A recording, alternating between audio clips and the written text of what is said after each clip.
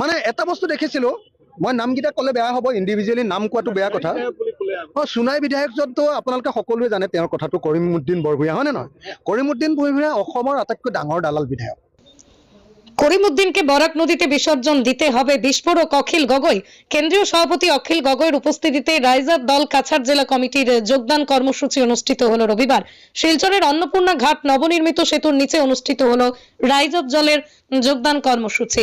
সবাই সকলের আলিঙ্গন এবং অভিনন্দন শেষেই বক্তব্য রাখতে গিয়ে অখিল গগৈ শাসক দল বিজেপি সহ বিরোধী দল কংগ্রেস বিজেপির তীব্র সমালোচনায় মুখরিত হয়। তিনি জানান, এর নতুন আসাম গঠনের স্বপ্ন নিয়ে রাইজার দল আসামে কাজ করে যাচ্ছে।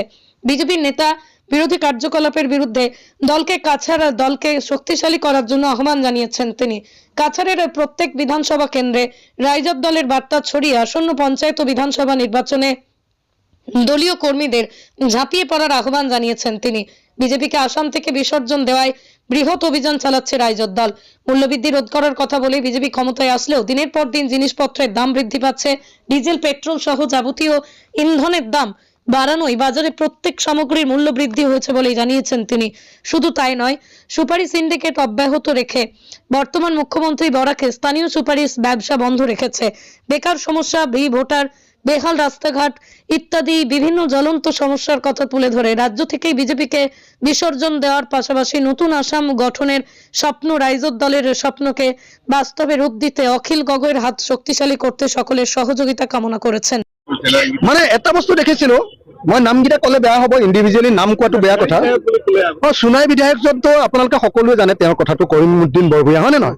কৰিমুদ্দিন বৰভূঞা অসমৰ আটাইতকৈ ডাঙৰ দালাল বিধায়ক, এইটোতো কাৰো সন্দেহ নাই। হা, তেওঁ জাতে পাতে বিজেপিৰ দালাল, এইটো চবেই জানে, হয়নে নহয়? তেওঁ নিজে মোক আহি ৰাজ্যসভাত বিজেপিক ভোট দিবৰ কাৰণে মোক আহি ক'বলৈ আহিছিলে।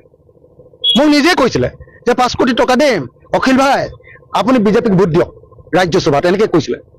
হা, এইটো আছিলে কৰিমুদ্দিন বৰভূঞা। কৰিমুদ্দিন বৰভূঞা জাতে পাতে দালাল বুলি যে কয়, জাতে পাতে দালাল আপোনালোক বাংলা ভাষাত কি কয়?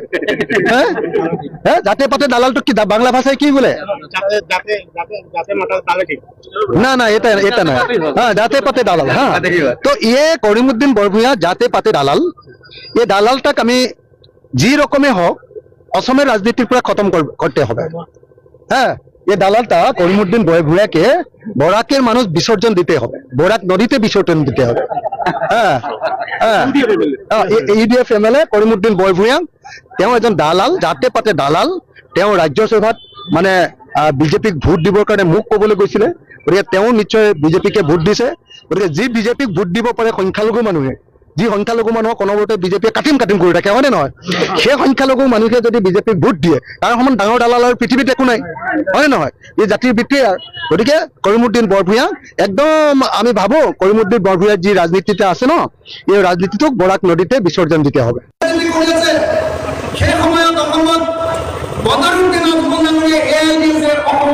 মুসলিম সাম্প্ৰদায়িক ৰাজনীতি কৰে আছে।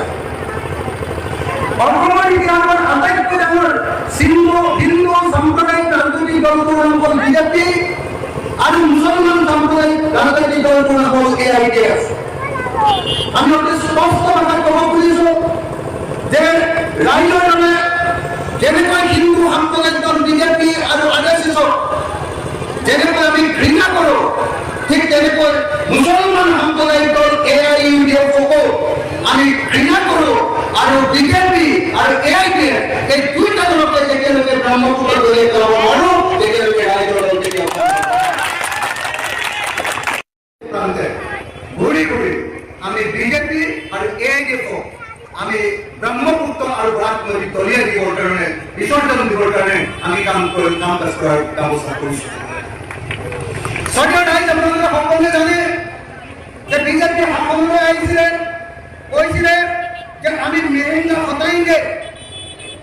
बीजेपी बोला था कि महंगा हटाने के लिए बीजेपी आया है, কৈছিলে না নাই বাৰু? महंगा বা মূল্য বৃদ্ধি ৰোধ কৰিবৰ কাৰণে বিজেপি চৰকাৰ লাগে বুলি কৈছিলে। কিন্তু তোমাৰ সময়খিনি আমি দেখিবলৈ পালো, বিজেপি চৰকাৰ অহাৰ পাছৰ পৰা সকলো বস্তুৰ দাম বাঢ়ি গ'ল।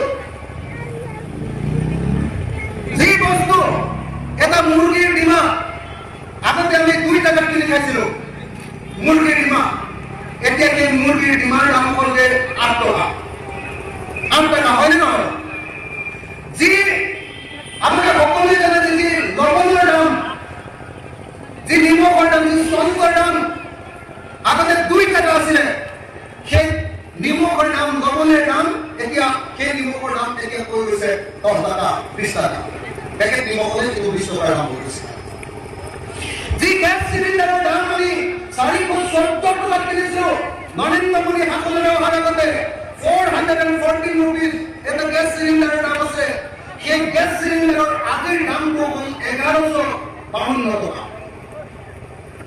1152 রুপিস 1152 টাকা হয়েছে এটা গ্যাস সিলিন্ডারের দাম প্রত্যেকটি বস্তুর দাম বাড়িছে এনে কোনো বস্তু নাই কিন্তু বস্তুর দাম বহা নাই যে মসুর ডাল আমি কিনি খাইছিল আগতে 48 টাকায় 48 রুপিস আছিল 48 টাকা সেই মসুর ডালের দাম আজি 1 কিলোর দাম হয়ে গেছে 110 টাকা ওখানে বিজেপি সরকারের চেষ্টা করেছে এগুলো তো আগে বিজেপি কাম করেছে একদম নিয়ন্ত্রণ হল যে আলকানা অপ্রগতি করে হিন্দু বিলাকে একটু হয়ে যাব এটা হলো ফ্রিতে আমি ভোট পাই যাব এটা তো নম্বর বিজেপি নিয়ম 3 নম্বর বিজেপি নিয়ম যে যেগুলা দুঃখী মানে এগুলা ডক্টর নিয়ম যে যদি এই তিনটা যদি এই তিনটা হিন্দু মুসলমান করে পড়া নাই যদি